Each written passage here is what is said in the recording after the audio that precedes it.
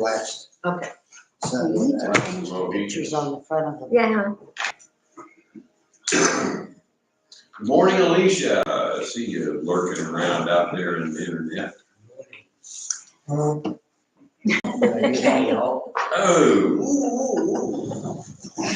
Oh, you got a new one? I didn't get a new one for myself. You got one, you got one. I got one. Listen, I'm going to go get one of the little ones, so if you want this one, No, go no. ahead. That's for next week. I know, my point is, I'm going to go start with the little one. I don't like the big ones.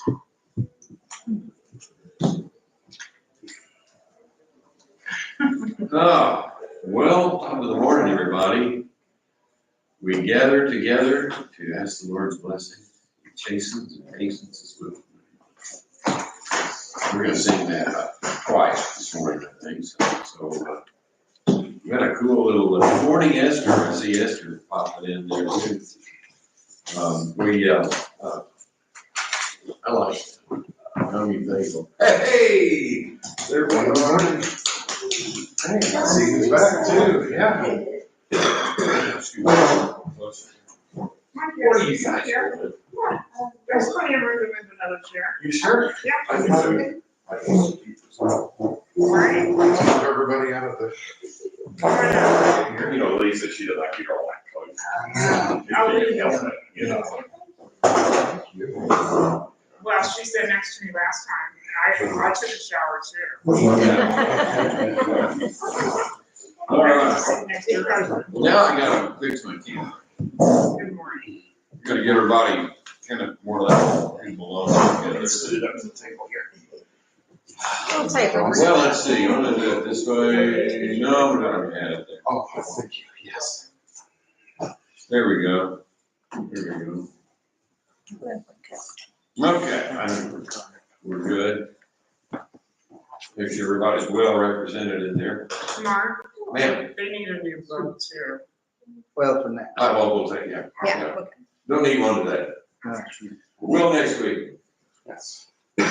So, hard to imagine, it's kind of reflecting on it, it's difficult to believe that. Oh, yeah, you have. Very good, we got one. Thank you. It's been 6 months since we started the end of the book of Acts, and it's almost kind of hard to imagine that that we've come to the end here. But, as usual, some very amazing stuff. I have about 45 minutes worth of introductory notes, as usual, which doesn't bode well anyway, we're gonna sit there and do all this stuff introduction in about 5 minutes. Oh, celebrate scripture. Anyway, Acts 27, we're picking up verse 31, I think, is where we begin our focus. But anyway, and it's kind of, it's almost wish, but I do want to get a little bit into 28. 28 is more action packed, I think.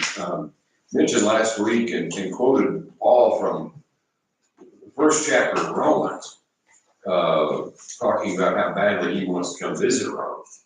By the time when he writes the book of Romans, remember, he hasn't been there yet, but he's heard a lot about him, and so he's the church there, so he writes this letter to the people there in Rome, and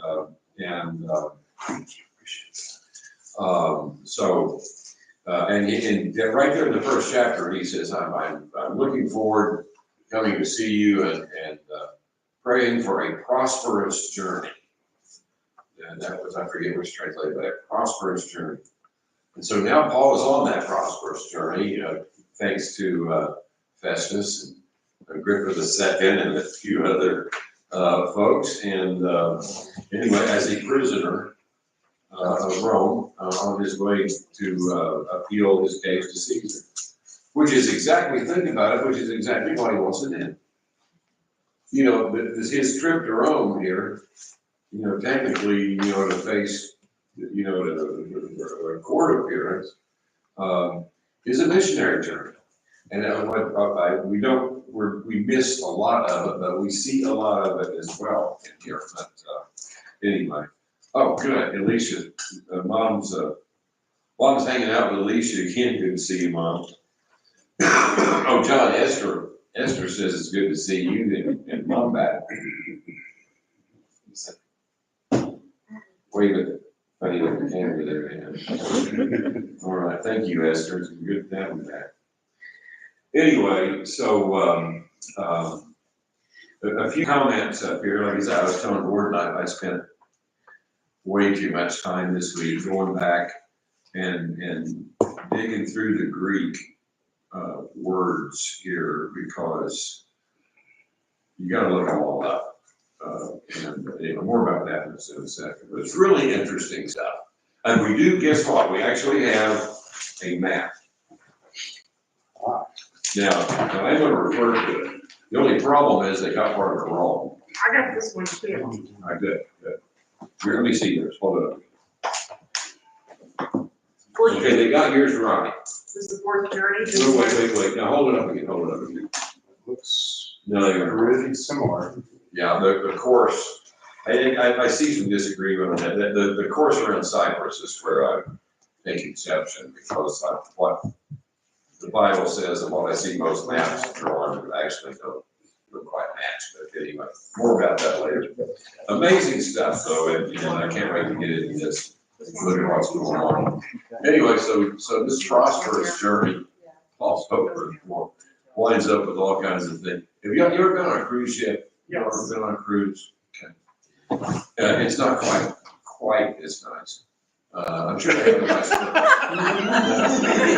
I'm sure they don't have all the food that they offer. The buffets and stuff aren't quite as extensive here. Bread and water. Especially if you're one of the ones that has to row.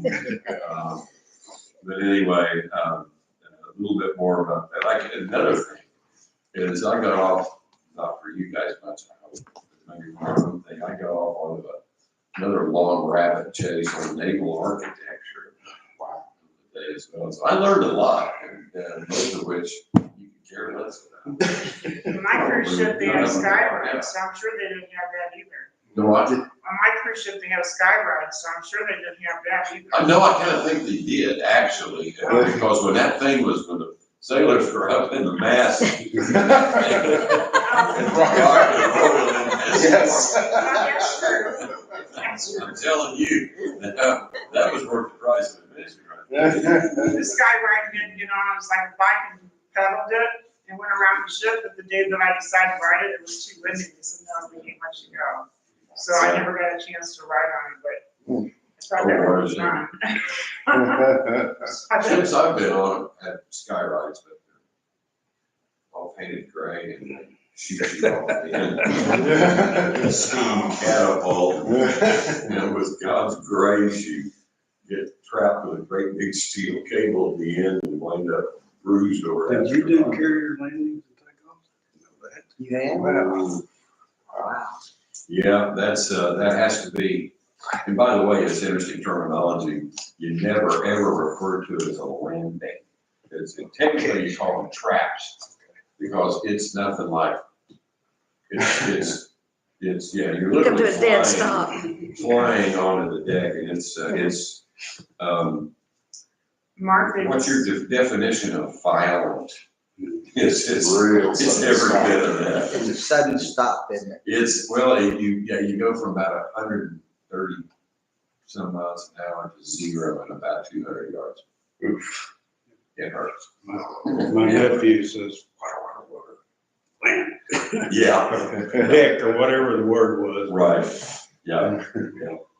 Yeah, it's a great adventure. They just commissioned the USS Beloit from Wisconsin yesterday. Which The ship, new naval warship, which ship commission? USS Beloit, Boise. Boise, yeah, the little combat ship. BELOIT.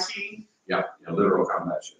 That was pretty cool to watch that. I've never seen one. Because I've been around F-18 and F-18s when I worked for Boeing and the pilots.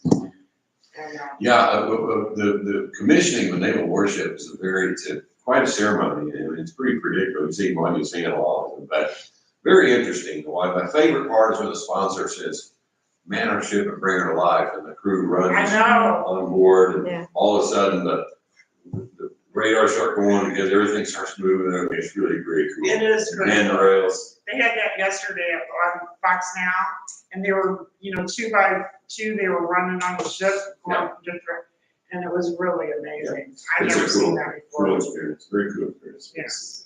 Nothing that has anything to do with our. Culmination of several years of effort. Okay, anyway, more on this as we go. We're, oh my gosh, it's already 11:59. My computer.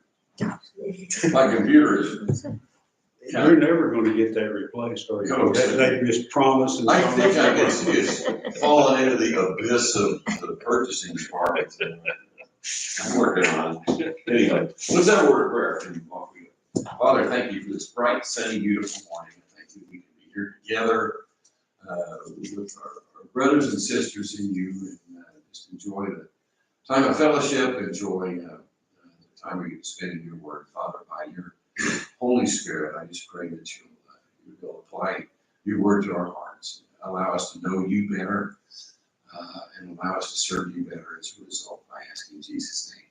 Amen. Okay. Introduction.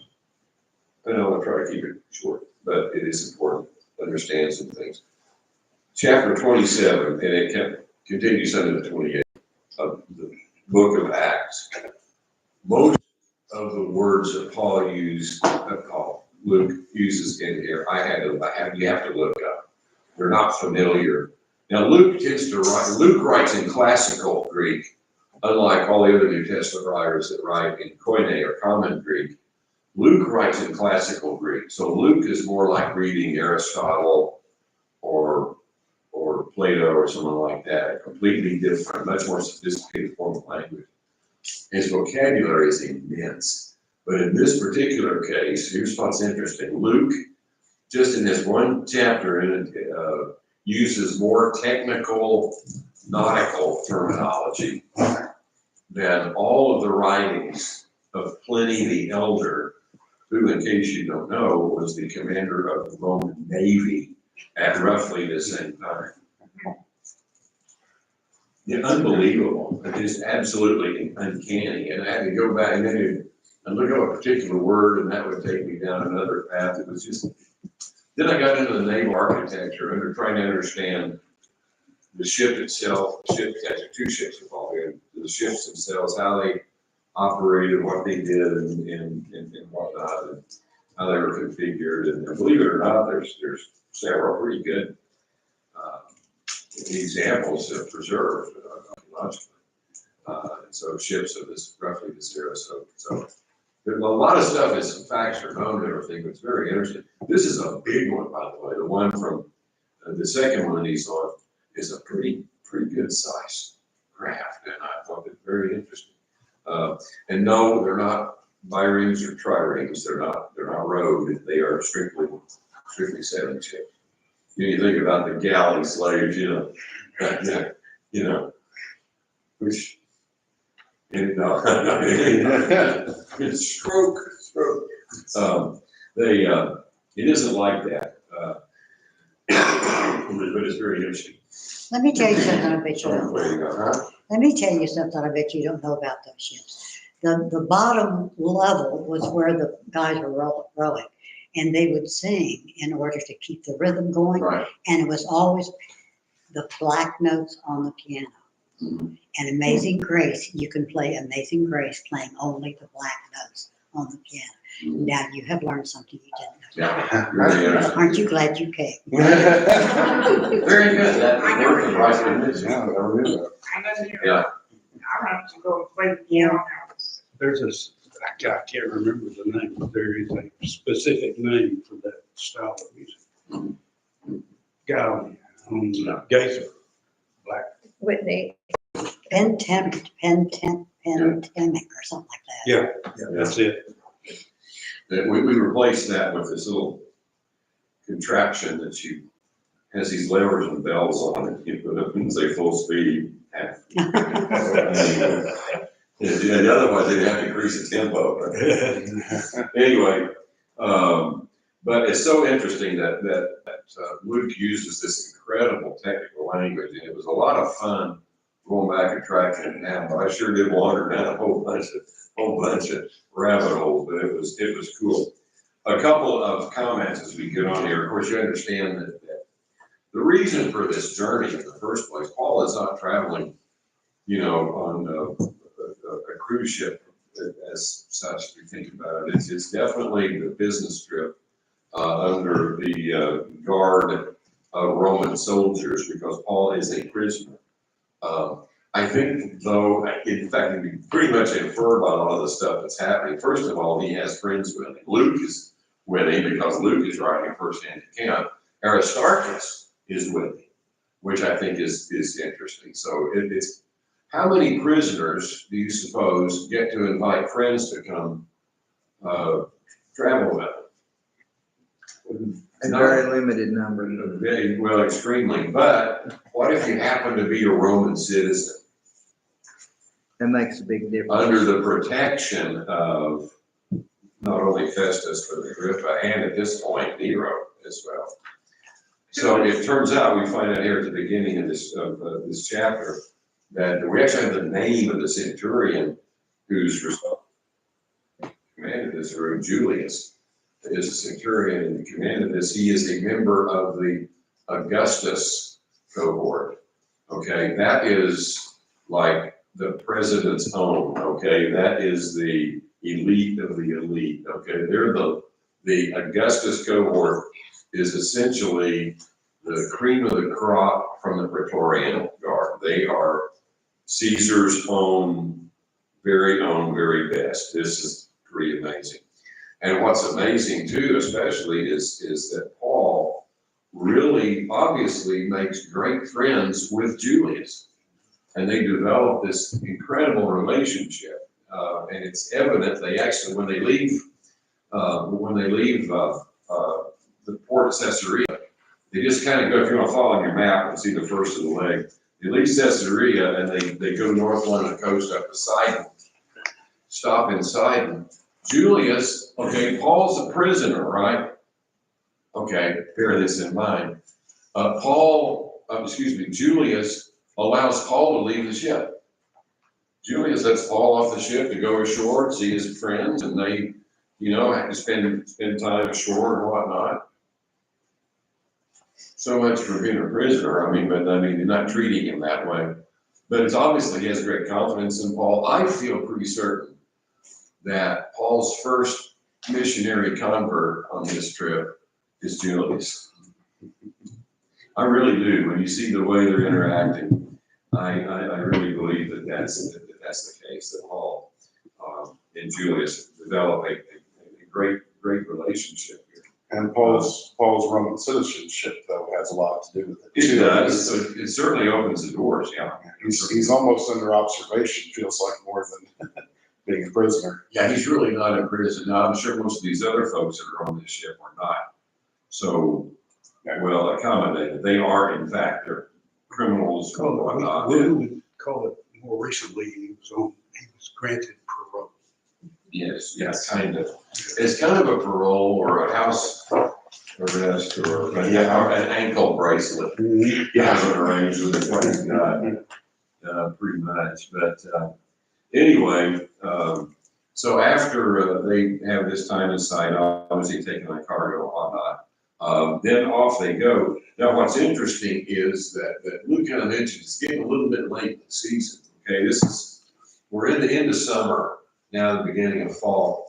The latitude here is pretty close to ours. And what starts to happen here toward the end of September? Well, stormy. Yeah.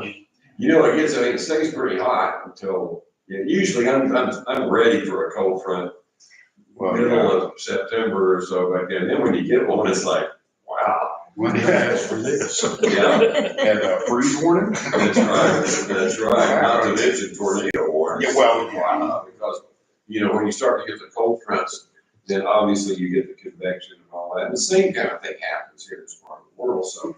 But meaning simply that the weather is very, I mean, it's changing. And the weather's changing and it's getting, they're more likely to have storms and things like that. And it's not the good sailing weather. The other thing is, what direction does the wind come out of in the winter? North. North. Okay, the north wind doth blow and we shall have snow. And what will poor Robin do then? Poor thing. That is a passage from a children's book that I remember reading to all three of our kids, including you, when you were an infant. Didn't teach any of that. Was that Winnie the Pooh? What? Was that from Winnie the Pooh? I don't know, it wasn't Winnie the Pooh, but it was, I don't know what it was, but anyway, whatever it was, dog roll, children's dog roll. But yeah, the north wind, the summertime in the south, okay, they are going, I mean, they're actually going more west than anything else, but they are also going north. I don't know how technical you want to get into about sailing ships here, but sailing a ship into the wind is not easy. A lot of tacking.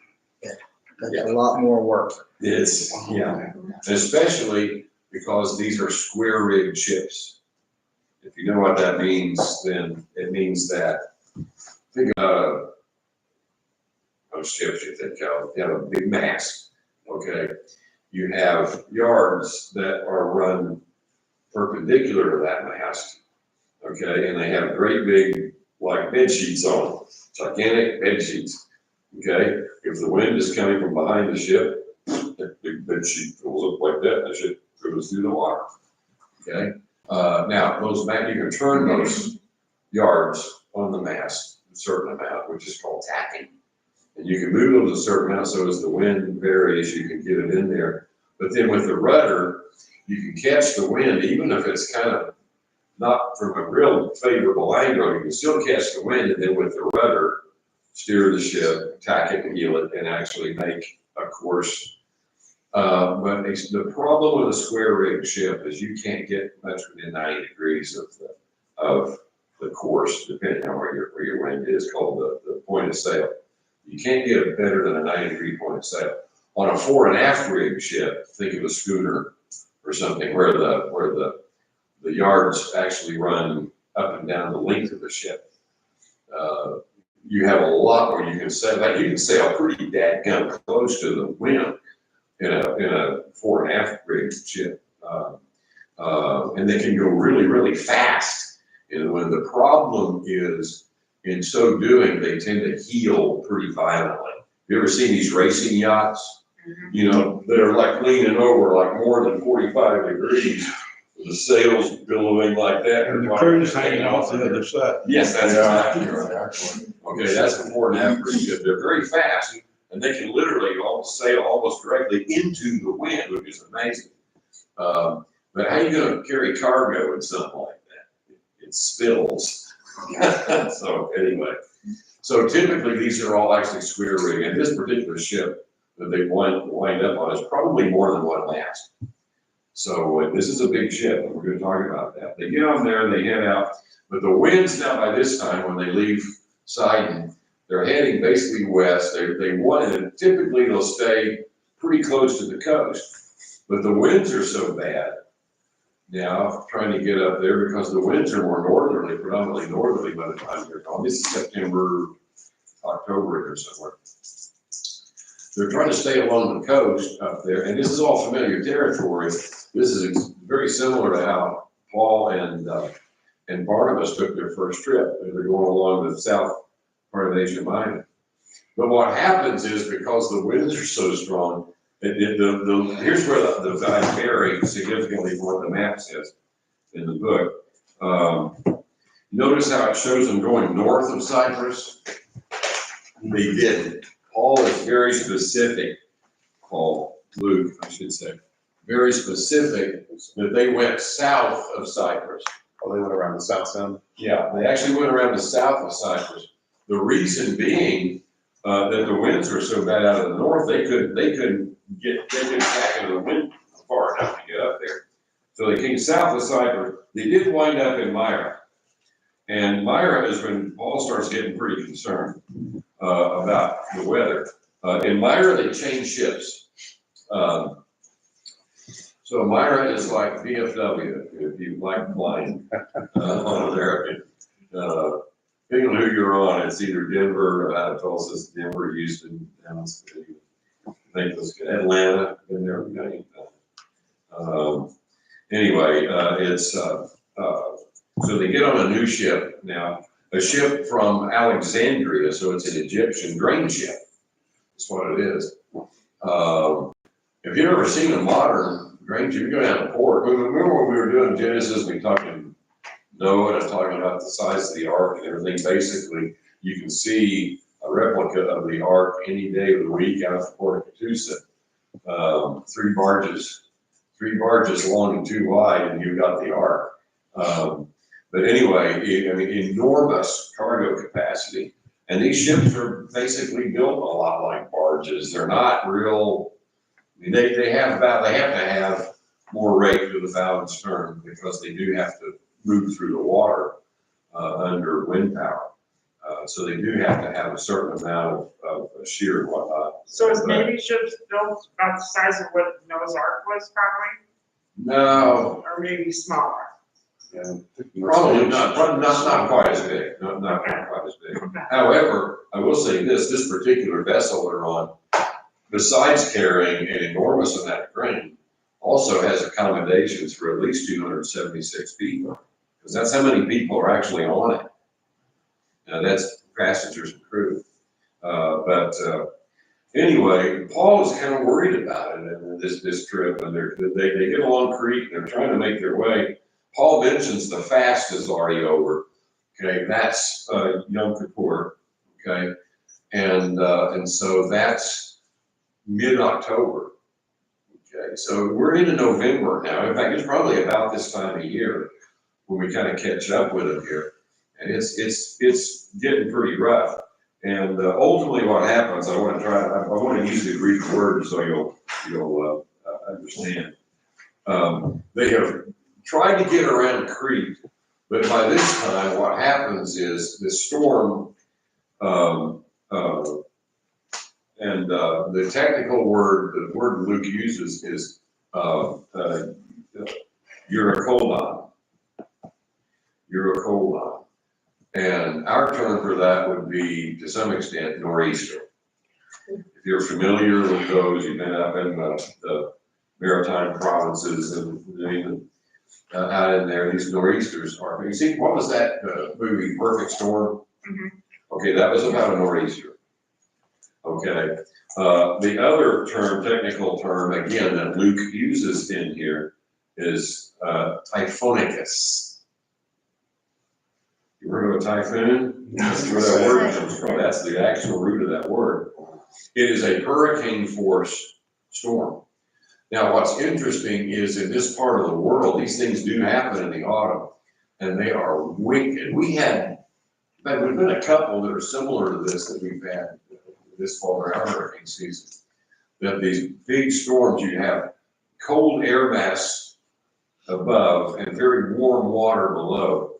And these storms just raise the convection, and you get an actual coupling effect between the water and the air. And what you get is this absolutely raging, 80+ mile-an-hour winds that are constantly shifting around. The direction of the winds constantly moving. That's what they're into. 2 solid weeks of that. Okay, Luke mentions they haven't seen the sun or the stars. They can't tell day from night. It is so, from the density of the clouds in the storm. And they're all figure they're doomed. They're trying multiple things. At one point, that's where we pick up here, the sailors themselves are all on the verge of actually getting ready to get in and say, well, we need to do some work up here. You know what they're doing? They're getting in the honking lifeboats and they're getting ready to abandon ship and leave the passengers to their own. Sounds a little bit like certain Italian sailing vessels here recently. Andrea Doria to start with, but what was that other, Costa Concordia, where all the crew flees for their lives and leaves the passengers on. Anyway, stay off Italian cruise lines. Anyway. Sounds like the Titanic. Well, the Titanic actually was not that bad. But the crew members who were off, that were gone, it was not bad. But the storm is unbelievable, absolutely incredible. But Paul winds up, a little bit before this, Paul actually had about 2 weeks. Paul gets this incredible assurance from the Lord that everyone's going to be fine, but we got to stay on the ship. Okay, stay on the ship. Those guys that were trying to make a run for it, that Paul, the word he uses, not so much as one hair of your head will be injured. 21 and 22 verses. Yes. Yeah. So absolutely incredible. So anyway, they're doing, and St. Luke is describing in minute detail how much the efforts that they're going through in navigating the ship, conning the ship, but it's just not working, obviously. By the way, I want to say this too, just kind of a word of caution that's typical. It's in verse 29, they talk about having the, which is also where they're getting ready to abandon the ship, by the way. One more comment there in 29. 29 is the first I wrote here. Well, we're going to read it. 29 talks about they deploy 4 anchors on the ship. The anchors that they used, they weren't like these fluke anchors and stuff like we use today. These more modern anchors, they're just basically big rocks is what they are, with ropes tied to them. But they do basically the same thing. They can't dig and hold like a fluke anchor does, but they will at least support the ship. You try to keep it more or less in one place or deployed in such a way that it's kind of like you got the ship more or less supported like 3 or 4 different places so that it's stable. And remember, the wind is shifting it around quite a bit, so the ship is going to.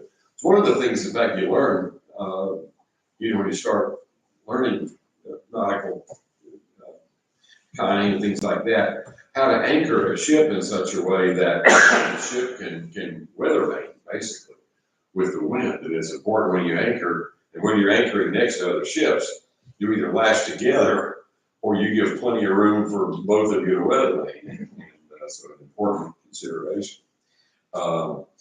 What's happening now, and by the way, they have no earthly idea where they are. They know that they're somewhere west of Crete, but that's about it. And other than that, they're absolutely lost as geese. And to haven't seen anything for 2 solid weeks, among other things, and they've been in this horrible, 80, I don't know what the wind speeds were, obviously, they couldn't record those all that accurately, but I guarantee you they're over 80 miles an hour. Well, an 80-mile-an-hour wind can blow you a long way. And but they're absolutely clueless of what they do see at this point. They do see that they are approaching land. They're taking soundings. They have a rope with a knots tied in it. By the way, that term, we use the term knots to describe speed, nautical miles an hour. It's 6,000, a nautical mile is 6,000 feet, as opposed to, what is it, 5280 for a statute mile. But anyway, so it's a little bit longer distance. But the term knots actually comes from the knots that sailors would tie in these ropes, given it so they could throw that out and count how many knots went out over a certain period of time, and that's how they could gauge their speed. They gauged depth the same way in fathoms, which was basically an arm's length for a pretty big guy, but about 6 feet. So a modern fathom is actually 6 feet. But so they measured and do the same thing. They tie knots in the rope. So they little more that rope until they hit the bottom, and they knew how many knots. And by the way, they didn't count them necessarily. They had them painted or decorated in different colors. Modern anchor chains on a modern warship, exactly the same way. You don't have to sit there and try to count it or measure it. You can tell by the colors when they go by what you got, how they're arranged. But anyway, yeah. But they're taking soundings and they realize they're getting closer to shore because the water is getting shallower, steadily getting shallower. That's why the sailors are scared to death. If you've ever been on a ship aground, especially in a storm. It literally, the ship gets held fast by the bow in the storm, and then with this storm, it literally shreds the ship, absolutely destroys it. The stresses completely takes it apart. Sailors are scared to death that that's what's going to happen. Anyway, there is a really great, in fact, I want us to start reading a little early, if you don't mind. Someone read 20, that has access, 28 to 29, please. They took soundings and found it to be 20 fathoms. And a little further on, they took another sounding and found it to be 15 fathoms.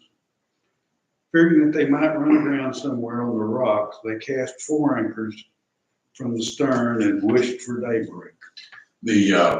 So 20 fathoms, Yes. okay, 60 feet. Okay, and then the next sounding though is 15. So that's,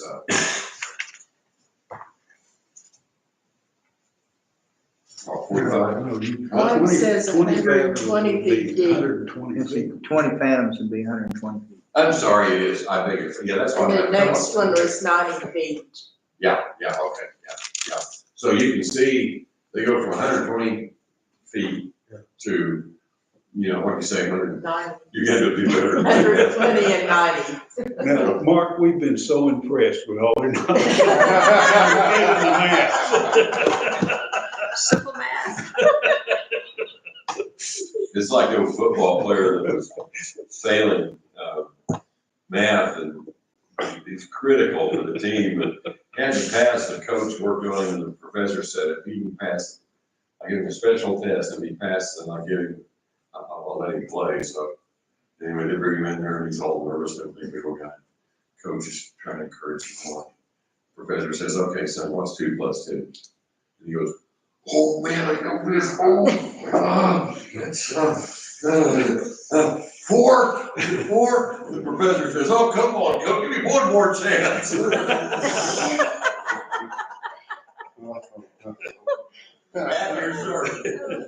Anyway, the bottom line is, I should stick to fathoms. It is, the water's getting shallow. So the sailor, that's why the sailor was scared to death. One thing I want to bring out though is these 4 anchors. And one of the things I came up with as I was studying the past couple of weeks of this actually, all of the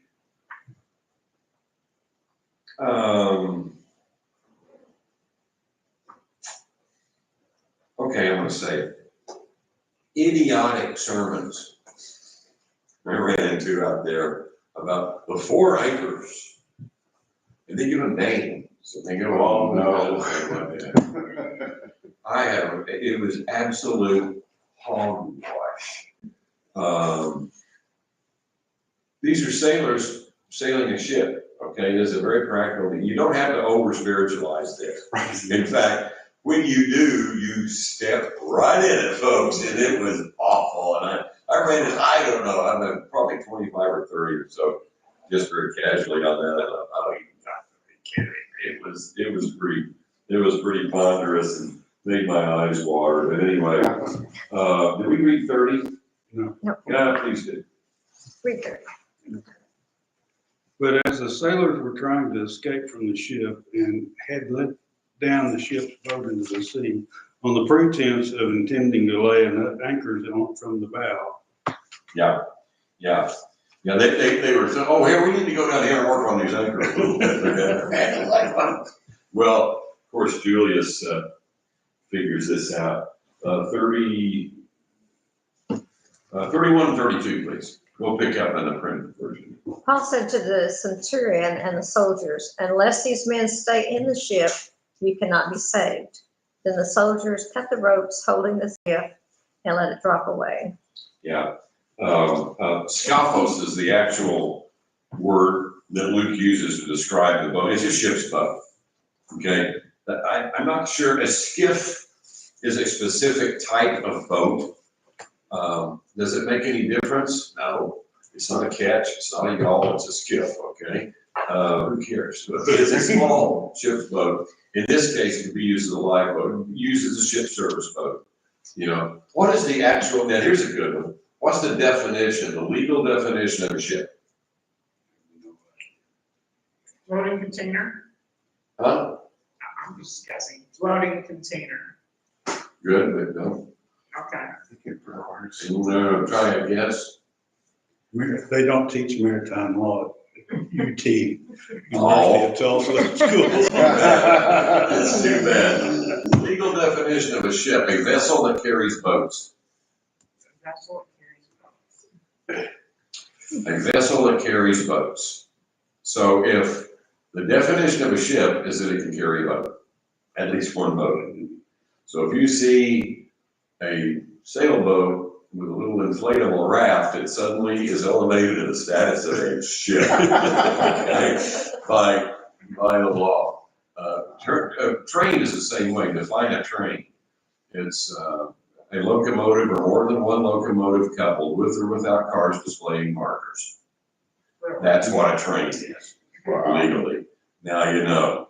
But a ship is a vessel that carries boats. So what's a car? I If you don't send know. something by car, You have to it's go a look. shipment.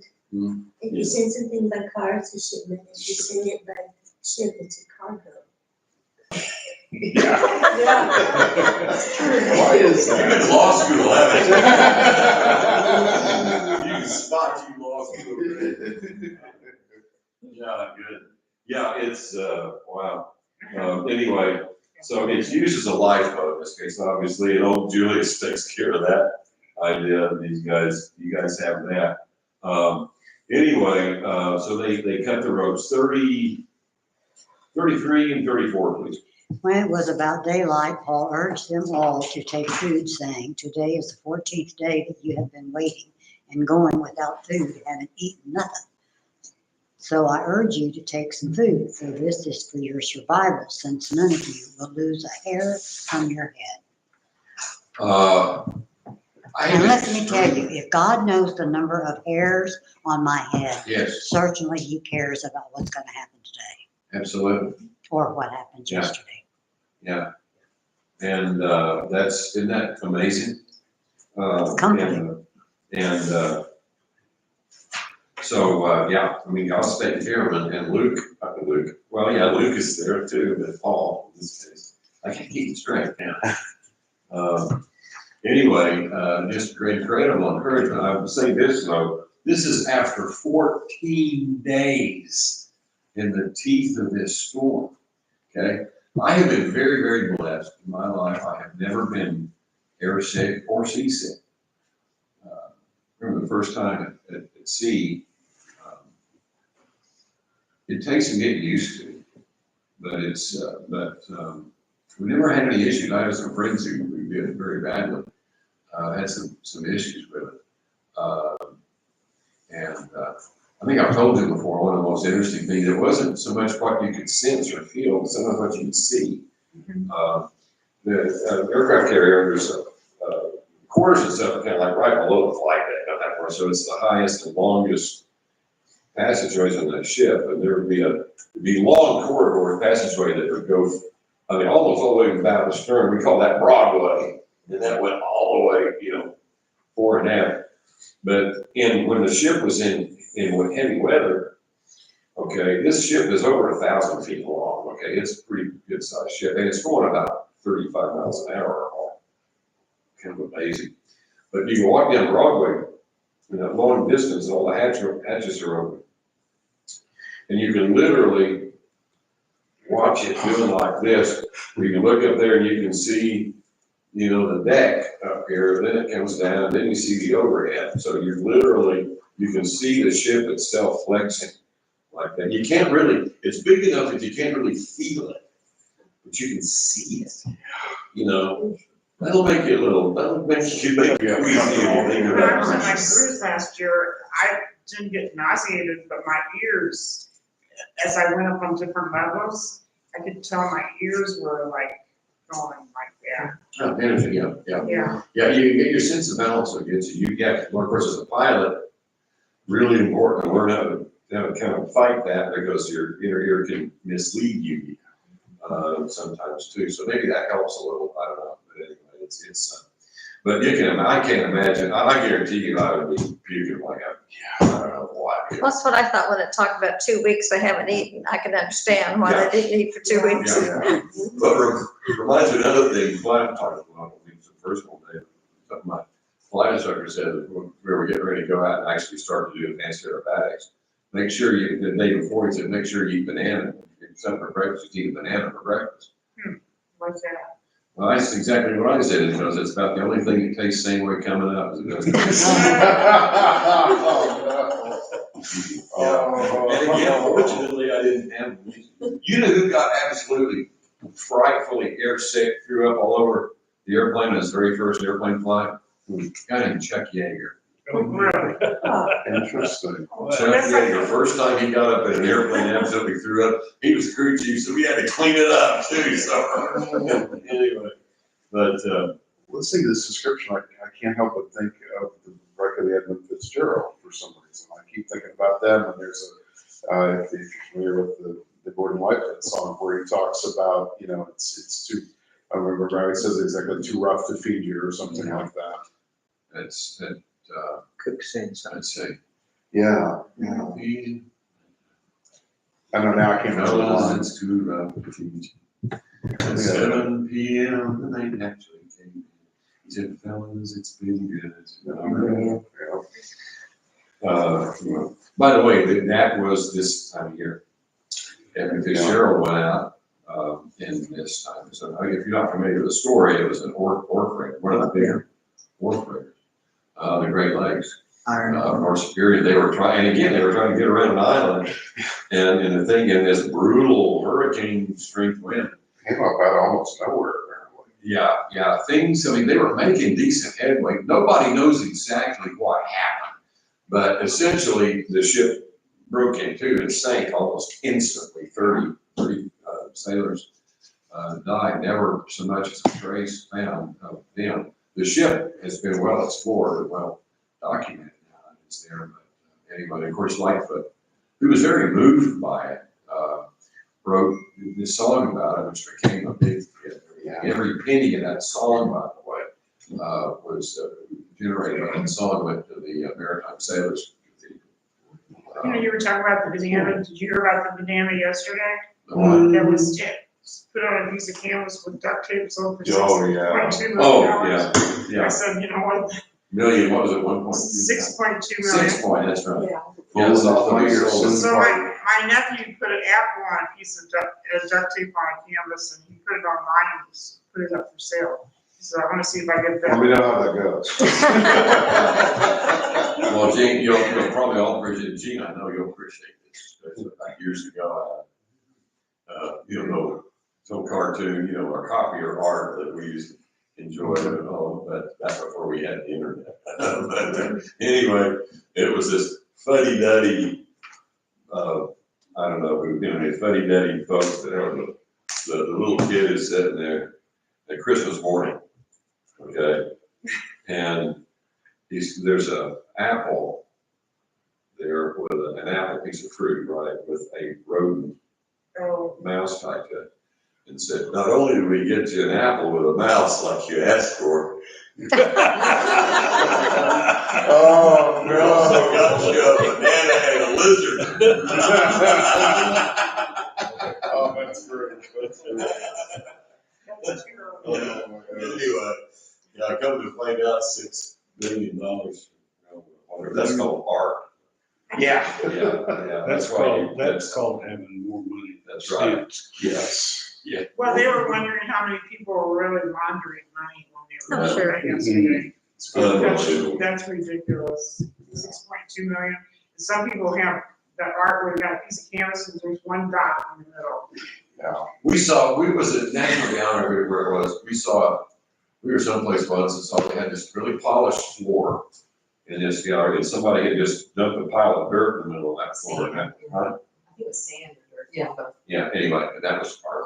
Yeah. I saw another one, someone painted a 2x4 white, put a little half-inch red stripe at the foot from the top, and that's planted in the ground, that's, Well, do you remember the rope rack poles that used to be at the north end of Yeah. the river park? Yeah. They called that arc. yes, yes. Somebody stuck pinwheels all up and down some of the hills in that area, and my husband and I were walking through there going, this is ridiculous, can you believe the city paid for this? And apparently the artist was in the area, and he starts coming up and says, oh, what do you think about it? Oh, I thought it was kind of nice. Well, it turns out he's the guy that put all the pinwheels in. We're like, oh, well, it's interesting, yeah, that's for sure, trying to backpedal, but it's just ridiculous. This is, yeah, I know, I've seen, Yeah, I mean, now, I'm not an I'm artistic. Well, people that look at I that can't even never write legend. That cattle in the snow, right. or built fence posts, or Mhm. cultivated cotton on a hot day. Renoir is art, that's not. Yeah. But other than that, I don't know that I can tell you much more. Anyway, well, we get back to work. I think that goes with the saying, happiness of your life depends on the quality of your thoughts. Maybe that has something to do with art. Good thing. 35, somebody, 35, 36, that's it. After he said these things and had taken some bread, he gave thanks to God in the presence of all them. And after he broke it, he began to eat. They were all encouraged and took food themselves. 37, 38. In all, there were 276 of us on the ship. When they had eaten enough, they began to lighten the ship by throwing the grain overboard into the sea. Now, what's interesting, but by the way, when they gave thanks, that word in Greek is Eucharistion. We get our English word Eucharist from this very word that Luke uses here, which I found very interesting. Paul is the first one, by the way, Paul's the one that puts the meal together. I think that's interesting. Paul isn't, there are some people who have the notion that just sitting on your butt and waiting until everything comes and lands in your lap without any effort whatsoever is what God calls us to do. I want to be real blunt. Actually, I'm not going to be as blunt as I want to be, but that is absolutely beyond ludicrous. Paul is working. Paul's the one who's going out there fixing the meal. You know how Paul gets snake bit? Because he's out gathering firewood. Okay, Paul is not above working, you know? And I'm going to tell you something out there. There are a lot of persons in this world who believe that the world owes them something, that they're entitled to something by whatever virtue. Let me tell you something, Paul doesn't live that way. That's not his example. The harder you work, the luckier you get. Yeah. So anyway, I think this is amazing. Anyway, but they start lightening. Normally what you want in a ship, the ballast or the cargo, the stuff, and that's down at the very bottom of the hull of the ship. You want that because that adds the weight, which makes the ship stable. The better ballasted you are, the more stable the ship is, and that's important. However, it also makes the ship have a deeper draft, or it actually is more of the ship's underwater and lower in the water. Their concern now is because they're getting into shallower water, you're trading stability for shallower draft, for a little bit more clearance. This is a big one, 276, this is a big ship, okay? This is a big ship, and actually even big by their times there. But it's so interesting, they ate enough. And I think that's amazing. Everybody had enough to eat. 39, 40, 41, please. 39 through Okay, 41. when daylight came, they did not recognize the land, but decided that they were the beach. They planned to run the ship ashore if they could. After cutting loose on the anchors, they left them in the sea. At the same time, loosening the ropes that held the rudders. And they hoisted the foresail to the wind and headed for the beach. 41, no, we read 41, right? 40, No, 42 through 44, please. The soldiers decided to kill the prisoners so none could escape by swimming, but the centurion determined to save Paul, stopped them. He gave orders for anyone who could swim to dive in and go for it, and for the rest to grab a plank. Everyone made it to shore safely. The natural Roman soldiers saying, well, we got to kill the prisoners, that's their job. But Julius intervenes, and guess what? Not one hair of anybody's head. One thing I wanna bring out here, and my notes, I skipped it, but first we didn't actually get into, was something that Paul said when he was talking about before all this, and in the storm and everything. Paul makes this really great statement. It's okay, God has told me we're all gonna be okay, and I believe God. And I want you to notice what Paul said. Paul said, I believe God. Paul did not say, I believe in God. Every single one of these pagan Romans on that should believe in God, but not believe God. Follow me? I pray that our motto will be, I believe God. Good. And I think that is an incredible statement. So epilogue, it turns out they're in Malta. Okay, back to our map real fast. Okay. Okay, they want to be here. They come around there, they want to be here. They are actually here, yeah. Okay, hundreds, about 200 and some miles off course. And they have no idea where they are. Yeah. Except when they land, they find out that the people don't speak Greek. They have no idea what language these people speak. But they are incredibly kind. And they take care of them. And then Paul's going to get a fire gets bit by a snake. They figured, these prisoners, that was a murderer. Because he thought he was going to get away, but Justice guy, Justice caught up with him, except nothing happened, and he survived. Then all of a sudden, maybe he's some kind of deity or something. And then Publius, who is the Roman governor, ultimately gets him and makes company with him. His dad, though, is very, very ill. Paul lays hands on his dad, heals him. And pretty soon, he's got an incredible ministry going. Talking about a missionary journey. And then all of a sudden, guess what happens next? Well, of course, Paul winds up in Rome, sets up housekeeping. All the other prisoners are hauled off to the Colosseum to get thrown to the animals and different things like that. Paul, meanwhile, rents an apartment and receives guests. And basically, again, people bracelet kind of a situation here. It gets very, very good. A number of things going on. People are coming in these houses, guests, entertaining, everything. And right in the middle of the story, it stops. That is one of my favorite things about the book of Acts, because it's still being written. That's our job. That's our job. Okay? We started off going from Jerusalem, Judea, Uttermost parts of the earth. Samaria. Nobody even knew this place we're sitting right now even existed. Except the people who happen to live here who didn't know the other part existed. So there we go. Most of us, our ancestors at this time, painted themselves blue and lived in trees, in caves and stuff. And, but we see the story, and the story continues as we take the gospel. And we were sent by exiles. Yeah. They thought they were going to India. That's right. That's right. Well. So with God, there's no accident. Yep. But there's interruptions. Yes, there are.